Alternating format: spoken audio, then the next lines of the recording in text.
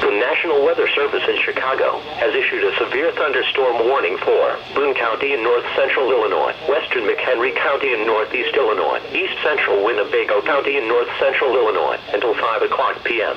At 3:58 p.m., a severe thunderstorm was located near Cherry Valley and moving northeast at 25 miles per hour.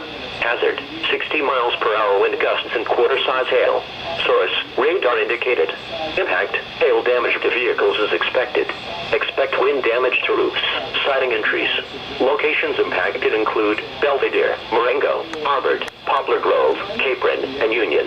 Other locations affected: Boone County Fairgrounds, Rockford River Hawks Baseball. For your protection, move to an interior room on the lowest floor of a building. All across Iowa today. Parker joins us live from just outside Des Moines.